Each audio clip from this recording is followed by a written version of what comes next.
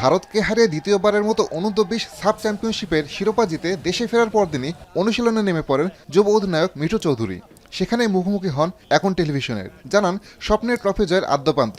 ভারতকে হারিয়ে শিরোপা জেতার স্বাদ যে বাড়তি কিছু সেটা বোঝা গেল তার কথায়। সাফ চ্যাম্পিয়ন হলে অবশ্যই সবারই জয়ের আনন্দটা কাজ করে, যদি হয় প্রতিপক্ষ ভারত। সো আমার একটা ইচ্ছা ছিল বলতে পারেন যে সাফ যদি কোনো দিন চ্যাম্পিয়ন হয় তো ভারতকে হারাই চ্যাম্পিয়ন হব। তো আল্লাহর রহমতে আমরা ভারতকে হারাইতে পারছি, এটা অনেক বড় একটা অ্যাচিভমেন্ট আমি মনে করি। এবং আমার টিমমেটরাও ভারতকে হারানোর পর আপনারা দেখছেন আমরা কীভাবে সেলিব্রেশন করছি। তো ভারতকে হারায় চ্যাম্পিয়ন হতে পেরে আমি অনেক উচ্ছ্বাসিত।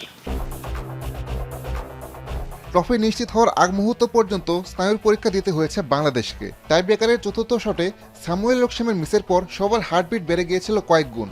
মাঠে থাকা ফুটবলারদের মনে কি চলছিল তখন? টিমমেটরা অনেক দোয়া করতেছিল বা অনেক কান্নাকাটি করতেছিল, বাট আমি সবাইকে বোঝাইছি না আমরা চ্যাম্পিয়ন হব। কারণ আমার বিশ্বাস ছিল যে এই টিমটা নিয়ে, যে আমরা যেহেতু একসাথে 4-5 বছর ধরে 16-17 খেলতেছি, চ্যাম্পিয়ন হতে পারি না। তো এই পর্যায়ে আল্লাহ আমাকে নিরাশ করবে না, এটা আমার বিশ্বাস ছিল। আমি সবাইকে বলতেছিলাম যে আমরা চ্যাম্পিয়ন হব ইনশাল্লাহ। তো আল্লাহর রহমতে আমরা চ্যাম্পিয়ন হতে পারছি। এই আসরে ট্রফি ছাড়াও বাংলাদেশের বাড়তি পাওনা সুলিভান ব্রাদার্স। প্রথমবার বাংলাদেশের জার্সি গায়ে নেমে আলো ছড়িয়েছেন রোনান সুলিভান।